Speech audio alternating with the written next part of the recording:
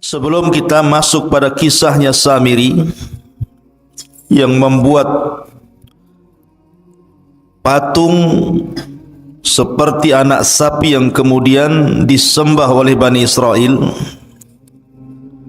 saya akan urut dulu kisahnya. Di dalam Al-Quran Allah subhanahu wa ta'ala berfirman, wa idh faraqna bikumul bahra fa'anjaynakum wa aghraqna ala fir'auna wa antum tangdurun. Dan ingatlah ketika kami belah lautan untukmu, lalu kami selamatkan dirimu dan kami tenggelamkan Fir'aun dan para pengikutnya, sementara kalian menyaksikan dengan mata-mata kalian sendiri. Nabi Musa alaihi salatu wassalam ketika menyelamatkan Bani Israel dari perbudakan Fir'aun, maka Musa berhasil menyeberangkan Bani Israel dari Mesir mengarah ke Palestina melalui Laut Merah. Dan itulah mukjizat yang sangat masyhur dari Nabi Musa alaihi salatu wassalam, mampu membelah lautan dengan tongkatnya, tentu dengan izin Allah subhanahu wa ta'ala. Terbelah 12 jalan di lautan itu, karena Bani Israel 12 kabilah. Ketika kemudian betul-betul mereka dikejar Fir'aun dan mereka sudah sampai di ujung lautan, sementara Fir'aun itu masih di tengah lautan, disangkanya itu jalan biasa, bukan lautan yang terbelah. Ketika betul-betul Fir'aun dan pasukannya di tengah-tengah lautan, maka Musa alaihi salatu wassalam ketika itu berada di sampingnya malakul Jibril, malaikat Jibril yang membentuk seperti manusia, menggunakan pakaian putih, kuda putih, serba putih. Maka kata Jibril, tunggu dulu, biar betul-betul dia sampai di tengah dan semua pasukannya juga sampai di tengah.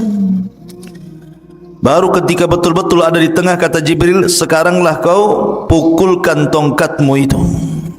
Maka Musa memukulkan tongkat, tiba-tiba lautan menyatu, maka Fir'aun pun ditenggelamkan Allah subhanahu wa ta'ala di Laut Merah ini. Dan Allah abadikan jasadnya, artinya ditemukan jasadnya. Kemudian jasadnya Fir'aun sampai hari ini menjadi pelajaran, dan kisah itu kisah beneran. Kalau anda ingin atau antum semuanya ingin melihat jasad Fir'aun, datang ke Mesir sana. Sana ada jasadnya Fir'aun. Lah, intinya bahwa Bani Israel diselamatkan, ini nikmat Allah Azza wa Jalla, diselamatkan dari kematian. Ma'asyiral muslimin yang dimuliakan Allah Azza wa Jalla, setelah itu berangkatlah Bani Israel dibawa oleh Nabi Musa alaihi salatu wassalam menuju arah Palestina.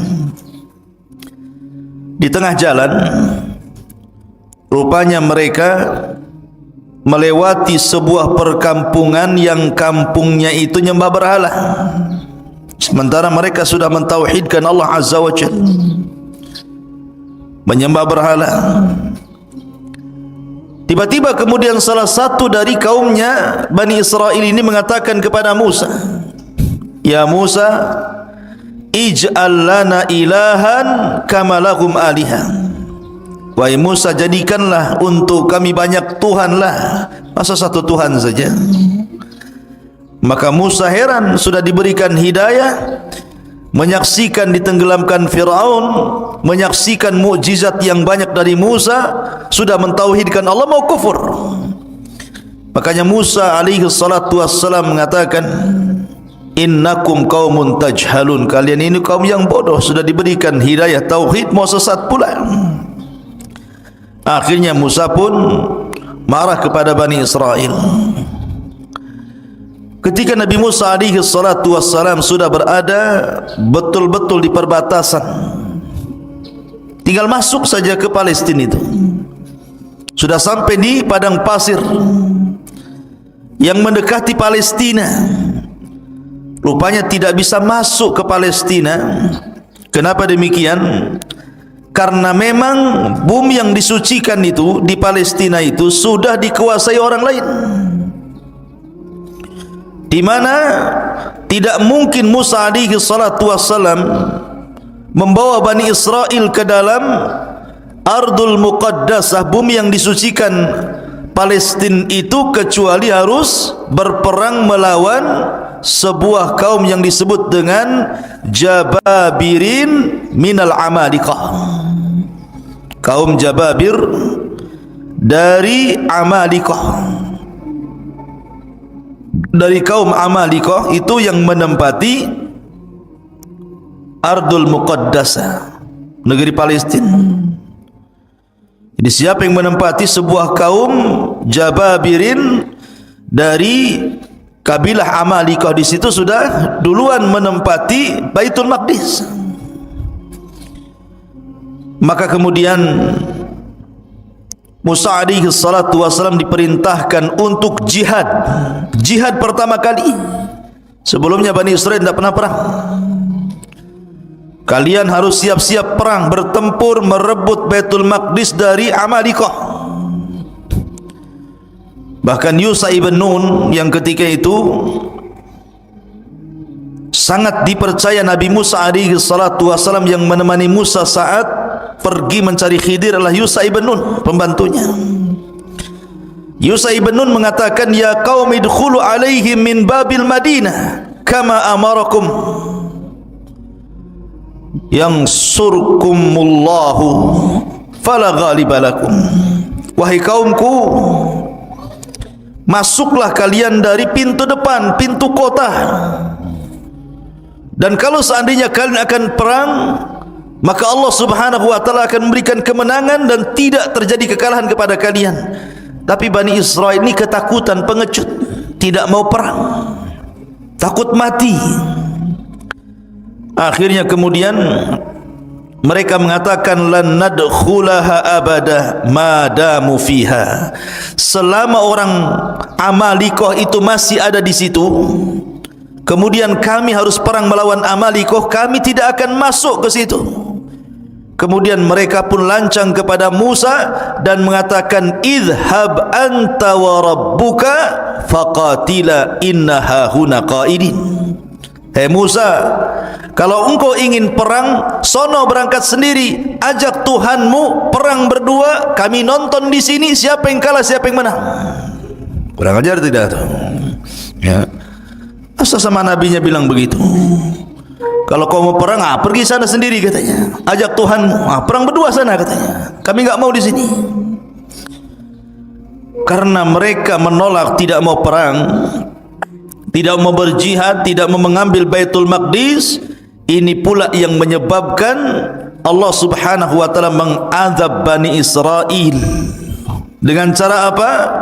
Akhirnya mereka tidak bisa keluar dari negeri itu, tersesat di padang pasir, tersesat di sebuah negeri yang disebut Ardut Tih namanya, negeri Tih. Sebuah padang pasir kering kelontang, tidak ada tanaman, tidak ada tumbuhan, tidak ada air, tidak ada apapun, padang pasir, panas luar biasa. Diazab oleh Allah subhanahu wa ta'ala, tidak bisa keluar dari situ. Pergi kemana saja ujung-ujungnya ke situ juga. Kayak orang linglung, kayak orang bingung.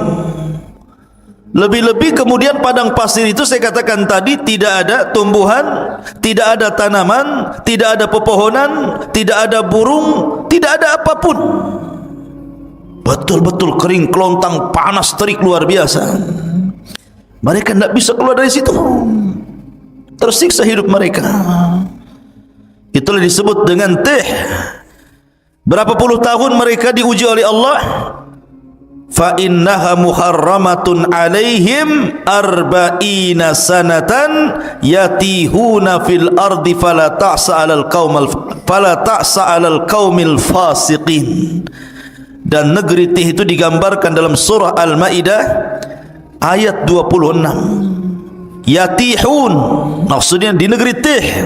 Allah berfirman, maka negeri itu terlarang buat mereka selama 40 tahun. Mereka akan mengembara kebingungan di bumi itu. Maka janganlah engkau wahai Musa bersedih hati memikirkan nasib orang-orang fasik itu. Biarkan saja mereka kebingungan seperti itu. Diajak perang tak mau. Ya. Akhirnya Allah uji mereka dengan diletakkan di bumi Tih, bumi kebingungan. Ma'asyiral muslimin, ikhwan akhwat yang dimuliakan Allah Azza wa Jalla. Ketika mereka tidak bisa keluar dari situ, terpaksalah mereka tinggal di situ. Dengan panas terik yang luar biasa, dengan kelaparan karena susah cari makanan. Apa yang mau dicari makanan? Binatang buruan pun tidak ada. Dedaunan yang akan dimakan pun tidak ada, apalagi buah-buahan. Namanya padang pasir kerang kelontang, apa yang mau dimakan? Masa makan pasir? Tak mungkin. Akhirnya kemudian ketika mereka lapar, mereka datang kepada Musa alaihi salatu wassalam.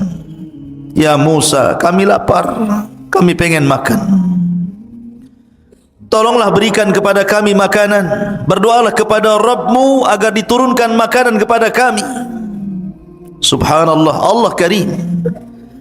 Nabi Musa alaihi salatu wassalam walaupun melihat Bani Israel sudah kurang ajar, su'ul adab namanya kepada nabinya, tetap saja Musa itu sabar. Laqad udhiya katsiran fasabara. Musa itu sudah banyak diuji oleh kaumnya tapi sabar. Akhirnya Allah janjikan kepada Bani Israel yang tersesat di Ardut Tih itu diberikan makanan. Kalau pagi diberikan makanan man, kalau sore hari diberikan makanan salwa. Manna was salwa. Apa itu manna dan apa itu salwa? Karena Allah Subhanahu wa taala berfirman tentang manna was salwa itu. Ada yang mengatakan bahwa manna itu sejenis madu. Sejenis madu yang bisa dimakan, rasanya kayak madu, bahkan lebih manis dibandingkan madu. Dan itu untuk makanan di pagi hari. Diberikan kepada mereka alman. Adapun makanan di sore hari mereka akan diberikan salwa. Salwa itu sejenis burung, daging burung. Kemudian diletakkan di tempat yang tinggi, tinggal diambil saja. Subhanallah ikhwan. Makanan pagi dan makanan sore itu, ketika terbit dan ketika tenggelam matahari itu, Allah mudahkan semuanya. Mereka tidak perlu cari lagi, tidak perlu lelah letih. Pokoknya mereka pagi hari lapar, tinggal diambil saja. Sudah ditentukan tempatnya, nanti tahu-tahu sudah ada saja manna itu tiap pagi. Dan juga burung-burung yang siap santap, tahu-tahu sudah ada saja di sore hari. Subhanallah, ini keajaiban. Tinggal ambil saja. Mau makan pagi sarapan, tinggal cari ambil, sudah ada man di situ. Kalau sudah sore mereka lapar, tinggal makan kemudian salwanya. Ini nikmat mana lagi, ikhwan? Makan enggak perlu nyari lagi, enggak perlu kerja, enggak perlu pontang-panting gitu ya. Enggak perlu menjadikan kepala di bawah kaki di atas. Ngapain pula kayak gitu ya? Tetapi Bani Israel ini kaum yang degil, ikhwan. Gimana enggak degil? Mereka mengatakan, wa id qultum ya Musa lan nasbiru ala ta'amin wahid fad'u lana rabbaka yukhrij lana mimma tumbitul ardu min baqliha wa qithaiha wa fumiha wa adasiha wa basaliha. Apa kata mereka? Sudah enak dikasih manna wassalwa, tinggal ngambil makan. Itu makanan lezat, makanan diberkahi, enak luar biasa. Mereka mengatakan, "Hai Musa, kami tidak sabar, tidak tahan dengan satu macam makanan ini aja, asyik salwa manna, katanya. Cobalah, kata Bani Israel, mohonkanlah untuk kami kepada Tuhanmu, hai Musa, agar dia mengeluarkan bagi kami dari bumi ini tumbuh-tumbuhan, yaitu sayur-sayuran, ketimun, bawang putih, kacang adas, bawang merah. Cobalah yang lain, yang seperti ini. Maunya itu bawang-bawang, sayur-sayur, sayur bayam, sayur kangkung, bayam duri, kan itu.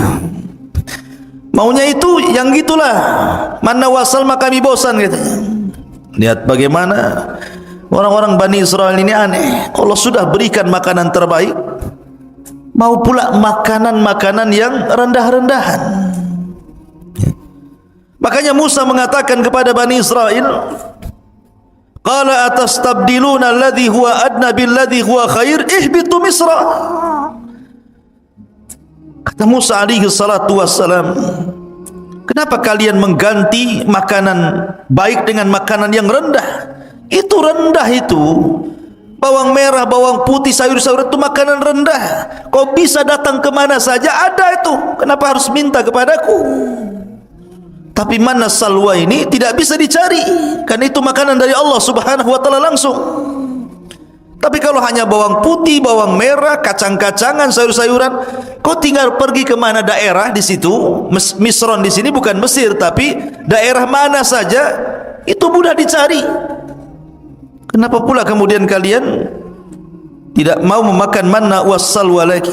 Ihbitu Misran fa inna lakum ma sa'altum. Pergilah kau ke sebuah desa atau kota atau daerah, pasti kamu akan memperoleh apa yang kalian minta. Sebab ini Allah mengatakan, dzuribat alaihimudz zillatu wal maskanatu wa ba'u bighadabim minallah. Maka ditimpakanlah kepada mereka nista dan kehinaan, serta mereka mendapatkan kemurkaan dari Allah subhanahu wa ta'ala. Ketika mereka kehausan, mereka datang kepada Musa, "Ya Musa, kami haus, air sedikit, ini rebutan banyak orang nih." Maka Allah subhanahu wa ta'ala firmankan, "Wa idistasqa Musa di qaumihi faqul nadrib bi asaqal hajar fanfajarat min khusnata asyrata ainan."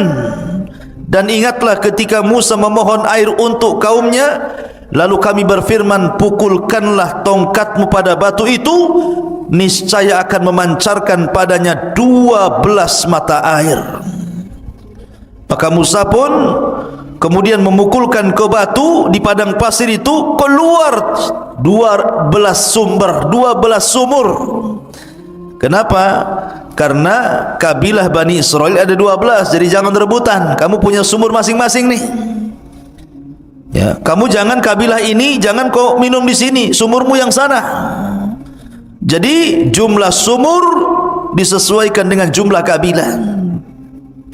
Kemudian mereka mengatakan, "Ya Musa, panas, ini padang pasir, nggak ada pohon untuk bernaung. Kami hanya di tenda-tenda panas."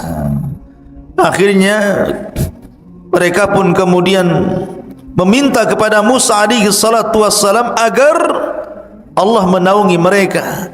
Makanya Allah mengatakan, "Wa dhallalna 'alaikumul ghamam wa anzalna 'alaikumul manna wassalwa." Dan kami naungi kalian dengan awan. Tiba-tiba ada awan yang menghalangi antara kepala mereka dengan matahari, sehingga mereka tidak kepanasan lagi. Kurang apa nikmatnya Bani Israel? Mereka panas dikasih awan menaungi mereka sehingga tidak tersengat matahari. Mereka minum, Musa alaihi salatu wassalam kemudian memukulkan tongkat, keluar sumber mata air. Mereka lapar, Allah turunkan manna dan salwa. Dalam riwayat mereka pun meminta baju, karena bajunya sudah lama mereka pakai itu, enggak ganti-ganti. Coba bayangkan sampai minta baju, ya, baju lebaran. Sampai kemudian bukan hanya itu saja, Mereka meminta macam-macam kepada Musa alaihi salatu wassalam. Tapi Musa itu memang nabi yang sabar untuk mengobati Bani Israel. Intinya di bumi Tih ini mereka kesulitan. Lah setelah segala nikmat yang Allah anugerahkan di bumi Tih ini dari silah Musa, karena lama, itu kan ujian bagi mereka selama 40 tahun. Musa tidak mungkin membiarkan mereka seperti itu. Musa harus membuat undang-undang, yang mana undang-undang ini bisa menertibkan kehidupan mereka. Maka Musa pun meminta kepada Allah untuk diturunkan undang-undang kepada mereka. Maka Allah janji untuk menurunkan Taurat kepada Musa asal Musa berangkat ke bukit yang disucikan Allah Azza wa Jalla, Bukit Tur, Bukit Saina. Akhirnya Musa alaihi salatu wasallam diperintahkan Allah untuk berangkat selama 30 hari meninggalkan Bani Israel untuk mendapatkan mandat Taurat. Ketika itu Bani Israel diserahkan kepada adiknya Harun. Berangkat Nabi Musa selama 30 hari. Ma'asyiral muslimin, ikhwan akhwat yang dimuliakan Allah Subhanahu wa taala. Maka selama 30 hari itu Nabi Musa berpuasa. Ada yang mengatakan 30 hari berpuasa itu bertepatan dengan bulan Dzulqa'dah. Satu bulan Dzulqa'dah Nabi Musa berpuasa. Ketika sampai di bukit Tur, Bukit Saina, maka Musa pun beriktikaf di bukit itu selama 30 hari 30 malam, berpuasa terus, tidak membatalkan puasanya, karena tahu akan berjumpa dengan Allah. Ketika sampai di tanggal 30 sebagaimana ditetapkan oleh Allah Subhanahu wa taala, tiba-tiba Nabi Musa membatalkan pula puasanya. Bukan tidak ada alasan, karena alasan Nabi Musa kenapa membatalkan puasa di hari ke-30, karena takut kalau seandainya dia bicara dengan Allah mulutnya bau. Karena orang puasa itu kan mulutnya tidak sedap. Tiba-tiba ketika dia hendak membatalkan puasanya karena sebab itu, maka Allah Subhanahu wa taala melarang dan mengatakan, wahai Musa, jangan kau batalkan puasamu, fa inna luhufa fammis saim atyab indallah min rihil miski. Karena bau mulutnya orang yang berpuasa itu lebih harum di hadapan Allah dibandingkan minyak kasturi. Di hadapan Allah, jangan di hadapan kawan antum, baulah. Di hadapan Allah, ya, kalau di hadapan makhluk tergantung sahur antum. Sahur jengkol bau jengkol, sahur pete bau pete, ya. Takkan sahur jengkol bau kasturi, ya. Maksudnya di hadapan Allah lebih harum dibandingkan minyak kasturi. Akhirnya Musa pun diperintahkan Allah Azza wa Jal untuk menambah lagi 10 hari. Untuk menambah 10 hari. Maka genap Musa di Bukit Tur Sina itu berapa hari? 40 malam 40 hari. 40 malam 40 hari Nabi Musa alaihi salatu wassalam berada di Bukit Tur untuk mendapatkan mandat Taurat. Makanya Allah Subhanahu wa taala berfirman mengenai hal ini, tentang masalah Taurat ini, walaqad jaa Musa limiqatina wa kallamahu rabbuhu qala rabbi arini anzur ilaik. Dan ingatlah ketika kami berjanji kepada Musa untuk memberikan Taurat sesudah 40 malam. Setelah 40 malam, wa wa'adna Musa 30 lailatan, awalnya kami janjikan kepada Musa 30 malam, wa atmamnaha bi ashrin, dan kami meminta untuk menyempurnakan dengan 10 malam lagi, berarti 40 malam. fatamma miqatu rabbih arba'ina laila, maka sempurnalah pertemuan antara Musa dengan Rabbnya arba'ina lailatan, 40 malam. Maksudnya gini, yang 30 itu bulan Dzulqa'dah, yang 10 itu bulan Dzulhijjah. Berarti di malam ke-40 bertepatan dengan Idul Adha. Karena yang 30 hari bulan Dzulqa'dah, yang 10 hari 10 awal bulan Dzulhijjah. Berarti hari ke-40-nya ketika Taurat turun itu di Idul Adha.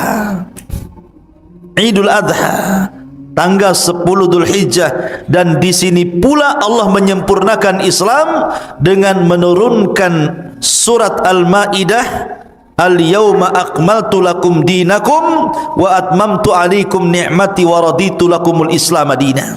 Pada hari ini kusempurnakan agamaku Islam, kusempurnakan nikmatku Islam, dan kuridhai Islam sebagai agama kalian.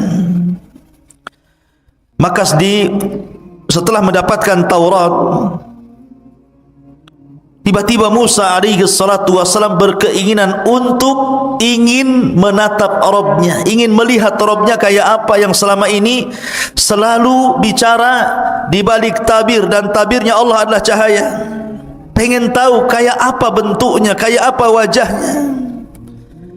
Akhirnya Musa mengatakan, Rabbi arini anzur ilaik, ya Rabb, bisakah kau tampakkan dirimu kepadaku biar aku bisa melihatnya?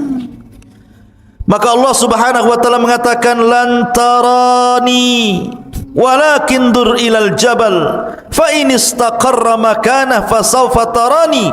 Falamma tajalla rabbuhu lil jabali ja'alahu dakka wa kana Musa sa'iqa wa kharra Musa sa'iqa falamma afaqa qala subhanak tubtu ilaika wa ana awwalul mu'minin. Kata Allah Subhanahu wa taala, ya Musa, engkau enggak mampu melihatku. Bukan aku tidak bisa dilihat, matamu yang enggak sanggup melihatku, kata Allah. Akan tetapi kalau kau enggak yakin, lihatlah bukit yang penuh dengan batu itu, Bukit Tur Sina ini. Kalau aku menampakkan diriku kepada bukit itu dan bukit tidak bergerak dari tempatnya, kau akan melihatku. Tapi kalau sebaliknya, bukit itu hancur karena melihatku, maka selamanya kau tidak bisa melihatku. Falamma tajalla rabbuhu, ketika Rabbnya menampakkan diri lil jabali, kepada gunung, apa yang terjadi? Ja'alahu dzakka, tiba-tiba gunung gempa, hancur, lebur, berantakan. Wa kharra Musa sa'iqa, Musa terpental kemudian pingsan. Tiba-tiba Musa mengatakan, tubtu ilaika, aku tobat kepadamu ya Rabb. Falamma afaq, ketika dia sadar dari pingsannya, tubtu ilaik, aku tobat kepadamu ya Rabb. Wa ana awwalul mu'minin, aku beriman, tidak perlu kau tampakkan zatmu kepadaku, katanya. Lihat, dari sini menunjukkan bahwa Tuhan kita Allah tidak akan pernah terlihat di dunia. Kalau ada orang mimpi ketemu Allah, dustakan kemimpiannya. Oh, semalam saya bermimpi. Ya, ada apa? Ketemu Allah, dusta kau. Itu aja. Karena dulu ada di Batam ini, orang ngaku-ngaku bisa melihat Allah di air yang dalam baskom. Jadi ada ajaran sesat di Batam dulu, kalau anda ingin melihat Allah, bayar 500.000. Masuk ke kamar, di situ ada baskom diisi air, entah komat kamit waswesnya apa gitu kan. Kemudian suruh dilihat, kau lihat situ, nanti kau akan melihat Allah di situ, katanya. Ya, sampai anjing mencret pun nengok gitu, mana bisa? Enggak mungkin dilihat Allah itu. Ya, nengok aja air, enggak mungkin ada Allah. Allah tidak bisa dilihat. Jangan lagi kita. Nabi Musa alaihi salatu wassalam saja minta ditampakkan Allah, tidak sanggup. Gunung saja bisa hancur. Kalau seandainya Allah tampak dalam genangan itu, bisa hancur wajah kalian, kan gitu. terbakar. Kalau sampai tabir Allah dibuka dari zatnya, terbakar syubuhatul ard, satu bumi bisa terbakar, ikhwan. Cemana pula kemudian sok-sokan bisa melihat Allah, penipu. Ya, ma'asyiral muslimin yang dimuliakan Allah Azza wa Jalla. Lah akhirnya kemudian Musa pun sebelum pulang diberitahu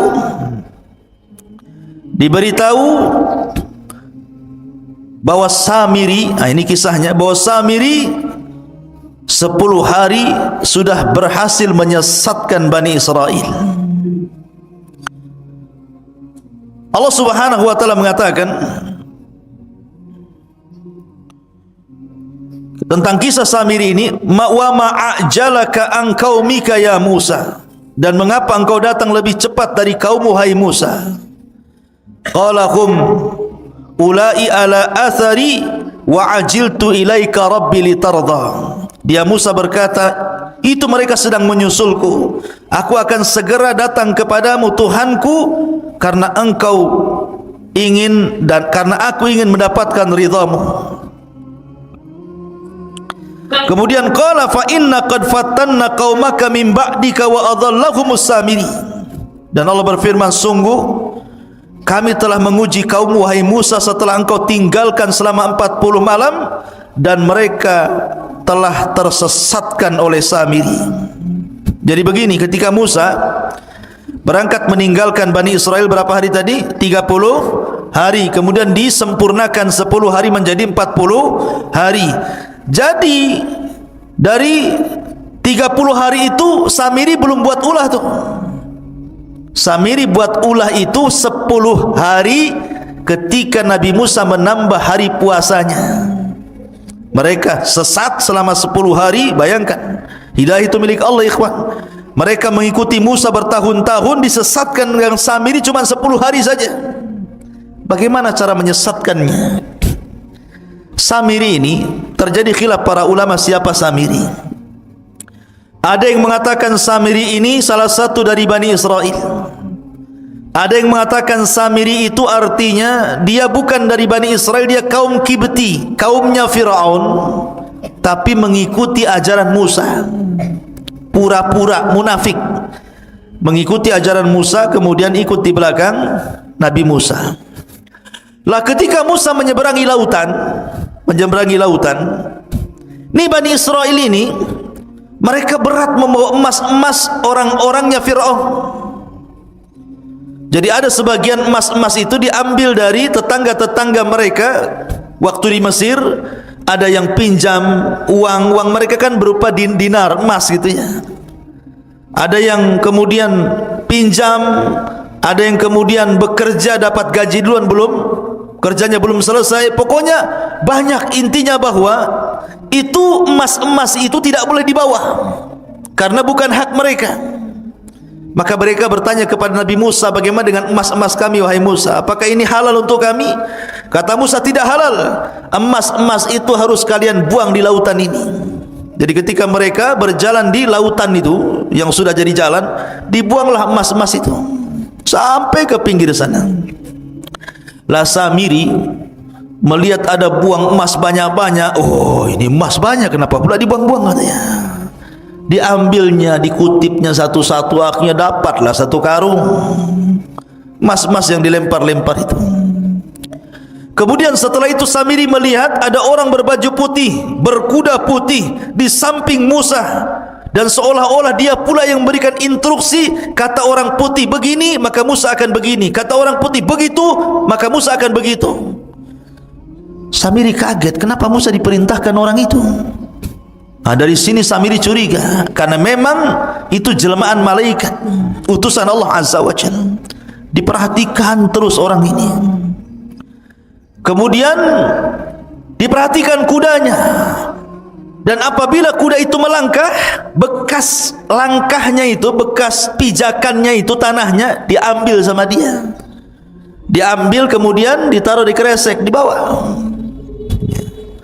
Jadi ketika Nabi Musa alaihi salatu wasallam berangkat meninggalkan Bani Israel, kemudian digantikan oleh Nabi Allah Harun alaihi salatu wasallam, Maka mulailah berulah Samiri selama 10 hari ini.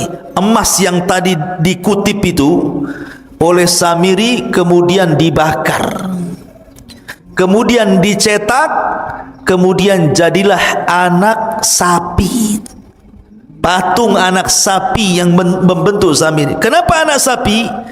Karena orang-orang Mesir itu menjadikan sapi itu Tuhan. Makanya orang-orang India sampai hari ini ada orang yang nyembah sapi itu. Jadi daerah-daerah tertentu di India itu, kalau ada sapi kemudian masuk ke pasar, makan kangkung, makan bayam, jangan diusir. Itu Tuhan lagi makan. Ya, macam-macam. Di India itu banyak. Ya, sesembahan salah satunya sapi disembah. Ada juga yang nyembah ular sendok di sana itu. Ya. Jadi akhirnya kemudian dibentuklah patung anak sapi itu. Ketika sudah jadi patung anak sapi itu, kemudian ditenggerkan di tengah-tengah lapangan Bani Israel. Dia kan punya tanah. Tanah itu bekas pijakannya kaki kudanya Jibril. Dimasukkan ke mulutnya tanah itu. Subhanallah. Keajaiban, tiba-tiba patung anak sapi yang terbuat dari emas itu hidup pula. Makanya Allah mengatakan lahu khuwar, hidup, tapi tidak sempurna, hanya mengeluarkan suara. Gimana suara sapi? Pi gitu. Bukan. Ya. Jadi keluar suara sapi. Lah, Bani Israel ini kaget, kok bisa patung terbuat dari emas berbentuk anak sapi diingatkan kepada sembahan orang-orang Mesir tiba-tiba hidup. Karena sebagian Bani Israel masih kurang mantap imannya. Kata Samiri kepada Bani Israel, lihat, ini Tuhan kita, anak sapi ini Tuhan kita, buktinya dia bisa bicara katanya. Mereka mengatakan, lalu Nabi Musa siapa? Dan kemana? Bukankah dia ingin membuktikan ketuhanannya? Kata Samiri, Musa salah. Yang benar ini Tuhannya, bukan apa yang didakwahkan Musa. Lihat, Musa salah tempat, jauh-jauh ke Bukit Tur untuk mencari Tuhannya, padahal Tuhannya ada di sini katanya. Nih Tuhannya anak sapi ini. Dari situlah akhirnya ada yang mengatakan 70.000 sekian gitu Bani Israel pun murtad. 10 hari menyembah patung anak sapi. Ya, sebagian mereka murtad dan sebagian mereka bertahan. Ini enggak percaya, kami harus tanya dulu Musa, apakah ini Tuhan atau bukan? Yang sebagian lagi tetap mengatakan bukan Tuhan. Jadi manusia ketika itu terbagi menjadi 3. Ada yang tetap di atas tauhid, tidak mau menyembah patung anak sapinya yang dibuat oleh Samiri. Yang satu justru ada yang langsung menuhankan patung anak sapinya Samiri. Kemudian yang ketiga masih nunggu, masih ragu-ragu. Tunggu, tanya dulu, nunggu Musa datanglah. Kalau memang kata Musa ini Tuhan kami sembah, kalau enggak. Akhirnya kemudian Musa sudah diberitahu sama Allah bahwa kaumnya sudah disesatkan Samiri. Udah marah, pengen balik saja Musa tuh. Masalahnya Musa tidak mau menyalahkan Bani Israel, tapi mau menyalahkan abangnya Harun. Ngapain saja Harun itu? Masa baru ditinggal 40 hari sudah murtad? Akhirnya pertama kali dia marah kepada Harun. Datanglah Musa dari safarnya membawa papan Taurat. Faraja'a Musa ila qaumihi ghadbanan asifan.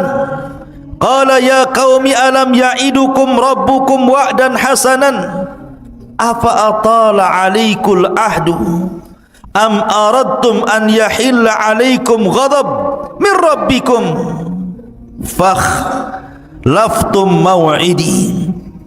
Musa pun mengatakan, kemudian Musa kembali kepada kaumnya dengan marah, bersedih hati. Musa berkata, wahai kaumku, bukankah Tuhanmu telah menjanjikan kepadamu sebuah janji yang baik? Apakah terlalu lama masa perjanjian itu bagi kalian? Atau kalian hendak agar kemurkaan Tuhan menimpa kalian? Mengapa kalian melanggar perjanjian denganku? Kemudian mereka mengatakan, qalu ma akhlafna mau'idaka.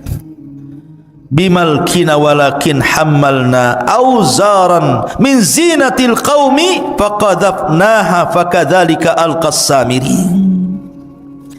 Mereka mengatakan, kami tidak melanggar perjanjian wahai Musa dengan kemauan kami sendiri, tetapi kami harus membawa beban berat dari perhiasan kaum Fir'aun, kemudian kami lemparkan ke dalam api itu, dan demikian pula Samiri melemparkannya. Maka datanglah Musa kepada siapa? Kepada Harun. Ketika sampai saja depan Harun, langsung dijambak janggutnya, ditari kepalanya. Gini dah gitu, betul kan? Jadi dijambak rambutnya, ditari janggutnya, begitu. Musa itu Harun abangnya, kakaknya, saking marahnya, pegang kepala, pegang jenggot, ditarik ke depan. Apa katanya Musa alaihi salatu wassalam kepada Harun? Mereka mengatakan, kenapa kau sesatkan Bani Israel, kata Musa. Maka Harun ini kan orangnya lembut, beda dengan Musa. Makanya Bani Israel tidak takut dengan Harun, hanya takut dengan Musa.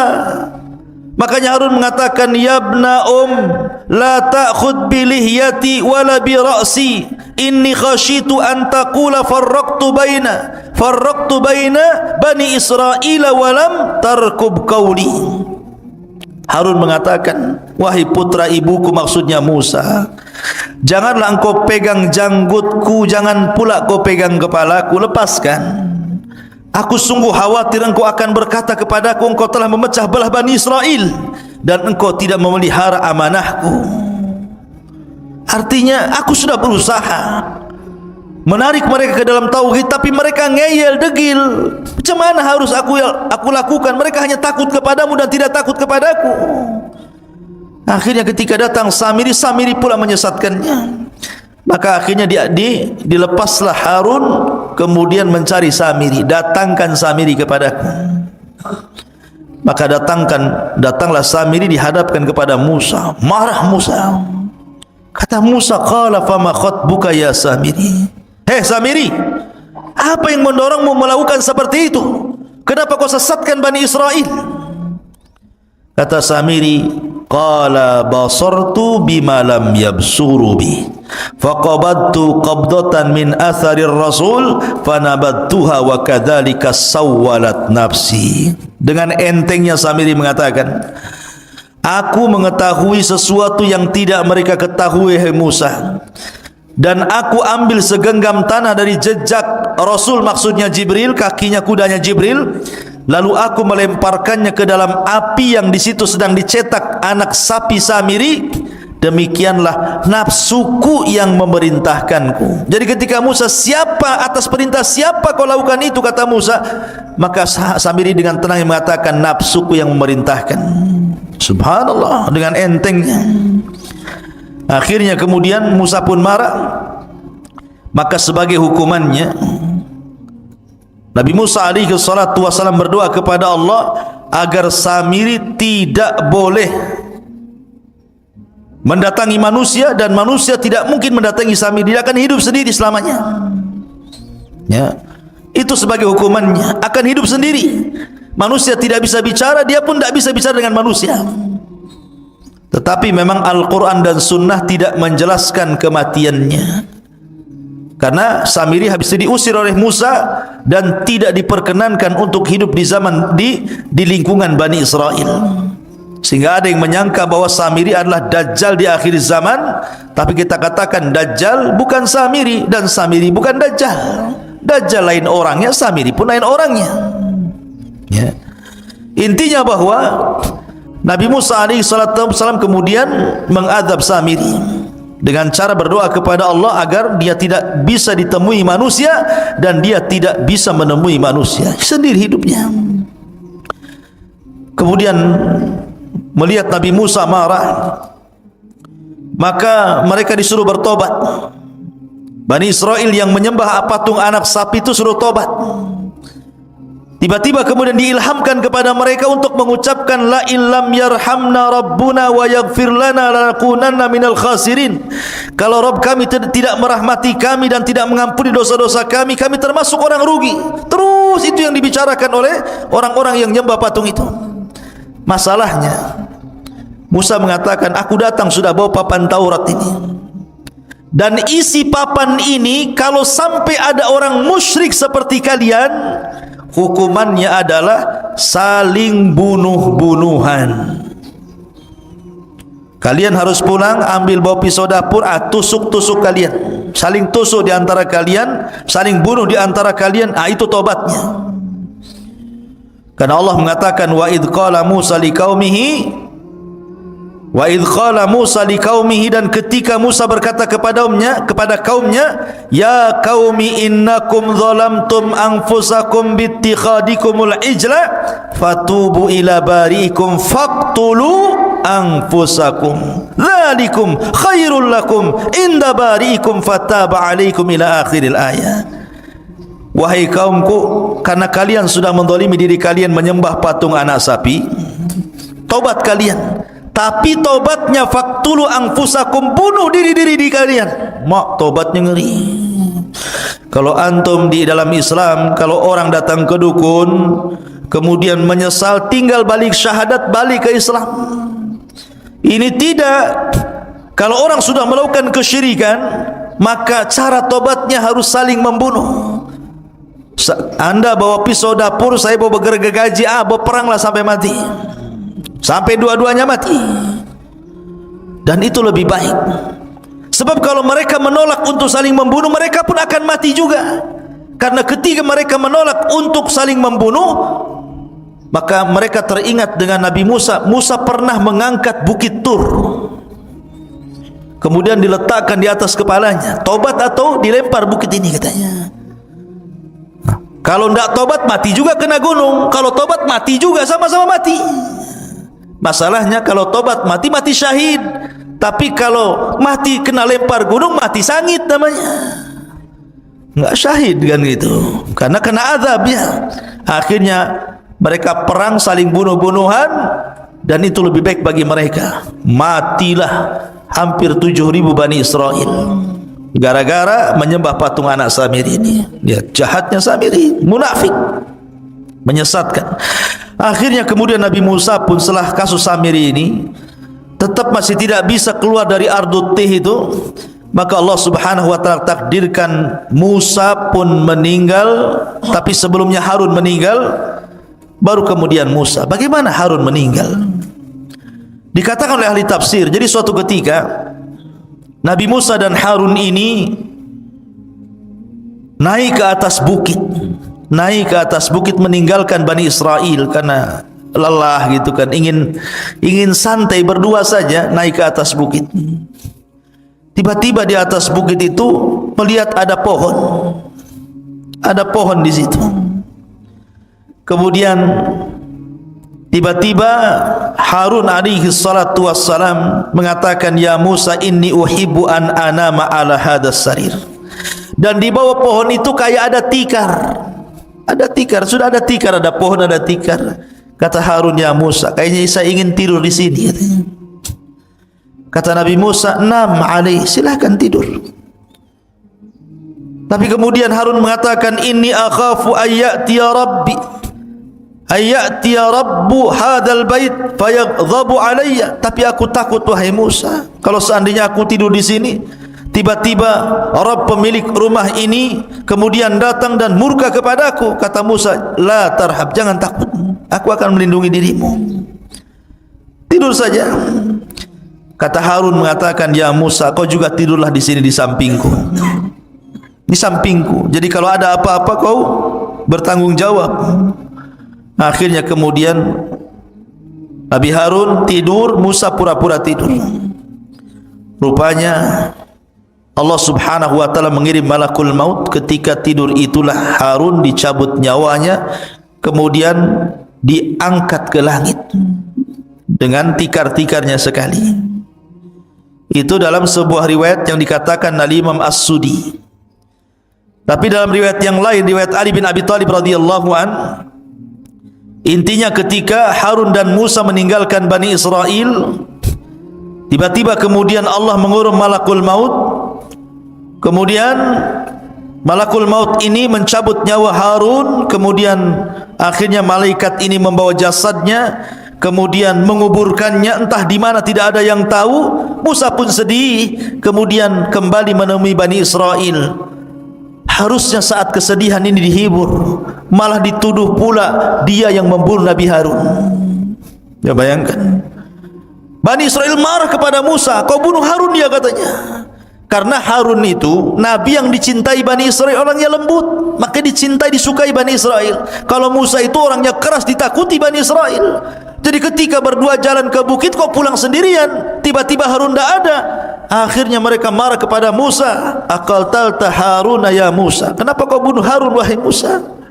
Kata Musa, saya tidak bunuh Harun, dia meninggal. Akhirnya Musa pun berdoa kepada Allah agar dibuktikan jasadnya bahwa dia tidak membunuhnya. Akhirnya kemudian jasadnya diperlihatkan kepada Bani Israel. Baru Bani Israel yakin bahwa Musa tidak membunuh Harun. Memang sudah ajalnya. Dan setelah kemudian Harun meninggal dunia, giliran Musa. Tapi kisah meninggalnya Nabi Musa ini unik masalahnya.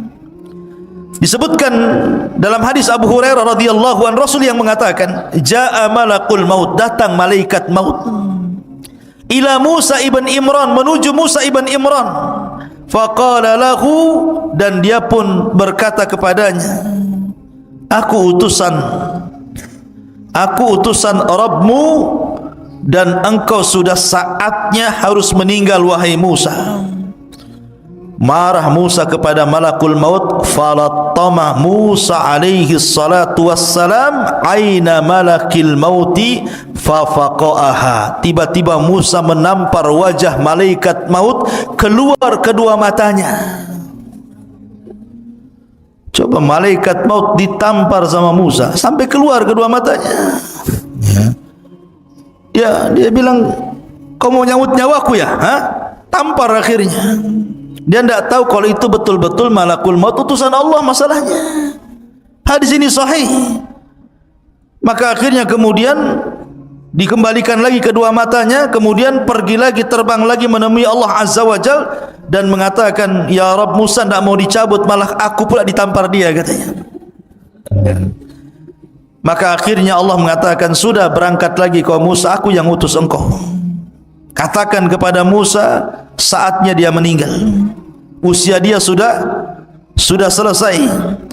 Maka faraja'a malakul maut, maka malakul maut kembali lagi menemui Musa alaihi salatu wassalam dan mengatakan, innaka dan dia mengatakan kepada Musa, wahai Musa, sesungguhnya aku diutus oleh Allah Subhanahu wa taala untuk mencabut nyawamu. Akhirnya kemudian Musa pun, karena ini tahu perintah Allah Subhanahu wa taala, maka dicabutlah nyawa Musa alaihi salatu wassalam. Sementara Musa berada di negeri linglung, negeri Tih, tidak bisa keluar dari situ. Maka Harun dan Musa sama-sama meninggal di Ardut Tih ini. Lalu siapa yang meneruskan tongkat estafet dakwah Musa? Pembantunya yang kemudian menjadi nabi, namanya Yusa ibn Nun. Yusa ibn Nun yang diberikan mukjizat oleh Allah, bisa menahan matahari. Bagaimana kisahnya? Jadi ketika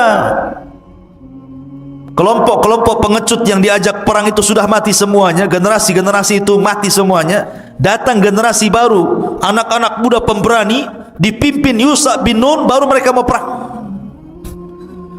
Ketika itu mereka menyerbu orang-orang Amalika yang menguasai Al-Quds, Baitul Maqdis. Ketika kemudian peperangan hampir dimenangkan, tiba-tiba masuk di hari Jumat, sudah hampir tenggelam matahari, dan mereka dilarang tidak boleh perang hari Sabtu masalahnya, karena hari Sabtu bagi orang Yahudi itu hari yang diagungkan. Makanya nanti kita akan kisahkan tentang kisah Ashabus Sabti, orang yang diadab di hari Sabtu. Jadi matahari tinggal tenggelam. Ini kalau tenggelam di Jumat sore berarti sudah masuk Sabtu. sementara ini sudah mau menang. Akhirnya berfikirlah Yusha ibn Nun, maka dia menatap matahari dan mengatakan, inni ma'mur kama annaki ma'mur. Aku diperintahkan Allah sebagaimana kau juga diperintahkan Allah. Tolong jangan tertenggelam dulu sampai Allah menangkan perangnya. Maka matahari di situ saja tidak bisa tenggelam sampai perang betul-betul menang, baru kemudian tenggelam. Oh, maka ini mukjizatnya Yusha ibn Nun, bisa menahan matahari. Kalau antum jangan pergi matahari, ya tetap saja matahari pergi. Atau antum yang pergi ke matahari, kemana? Ke Nagoya sana, ada matahari sana. Ya, tapi bukan matahari di atas. Ya. Jadi Yusha ibn Nun yang kemudian berhasil menguasai Baitul Maqdis dan Bani Israel bisa masuk. Ya, disitulah kisah bagaimana Samiri menyesatkan Bani Israel sampai kepada kisah Yusha ibn Nun, dan kisahnya panjang tentang masalah Bani Israel karena nanti ada masa-masa yang disebut dengan Ahdul Qudha, ada masa-masa yang disebut dengan Ahdul Mulukul Awal, ada namanya Ahdul Mulukul Thani, dan begitu seterusnya. Seperti Ahdul Qudha itu setelah wafatnya Yusha ibn Nun, maka Bani Israel terpecah menjadi beberapa kabilah tuh. Ya. Tetapi mereka masih dipimpin oleh Nabi, dan Nabi yang terakhir yang memimpin adalah Nabi Samuel. Itu Nabi yang terakhir memimpin. Tapi karena Bani Israel pusing, bosan dipimpin para Nabi, akhirnya kemudian minta dipimpin raja. Maka raja yang pertama yang dipilihkan Samuel atas izin Allah adalah rajanya Talut, yang kemudian melawan Jalut. Di antara tentara Talut ada Nabi Dawud, masih kecil. Ketika melawan Jalut, Jalut ini kan orangnya besar, tentaranya banyak. Talut ini orangnya kecil tapi kuat, tentaranya sedikit. Hanya 314 orang sisa dari sekian ribu melawan ribuan tentara Jalut. Ketika sebelum perang, di masa itu kan ada sistem mubarazah. Orang kalau sebelum perang zaman dulu itu adu tanding dulu, mana jagoanmu, nih jagoan gua. Kemudian bertarung sampai mati. Akhirnya Jalut sendiri yang maju dan mengatakan, siapa yang bisa mengalahkan saya? Tentara Talut tidak ada yang berani. Siapa yang berani sama Jalut? Rupanya Nabi Dawud pula yang masih kecil dari sekian pasukan, dialah pasukan yang paling kecil, yang paling muda. Berani pula Dawud ini. Dawud ini orang miskin, kerjanya mengembala kambing, biasa ngelempar anjing dengan batu. Jadi kalau dia lempar anjing dengan batu itu sampai mati anjing itu dilempar batu, dan selalu tidak meleset. Ya, kalau ada anjing lempar antum sini. Jadi ketika kemudian dia maju melawan Jalut, ini batu sudah ada beberapa di tangannya nih. Ketika betul-betul berhadapan, tidak bergulat Daud, dilempar aja batu kepalanya, pecah kepalanya, mati itu Jalut tuh. Ketika mati Jalut, dilempar batu kerikil sama Nabi Daud, maka pasukan Talut merasa bangga akhirnya karena pimpinannya sudah mati. Tunggang langgang, menanglah pasukan Talut. Dinikahkanlah Daud dengan putrinya. Ketika Talut meninggal, maka dialah yang jadi raja. Kemudian Daud meninggal dunia, kemudian diwariskan kepada Sulaiman. Dia pula yang jadi raja. Lah, inilah raja dan raja plus nabi. Itu cuma dua di Bani Israel, Nabi Daud dan juga Sulaiman. Dia raja plus nabi. Sulaiman juga raja plus nabi. Tapi setelah Sulaiman sudah kacau, sudah lain lagi. Banyak perselisihan Bani Israel yang akhirnya kemudian dihinakan Allah sampai dijajah oleh bangsa-bangsa. Terakhir mereka kemudian dibantai oleh tentara Bukhtun Nasr sampai diperbudak kembali, sama seperti di zaman Firaun.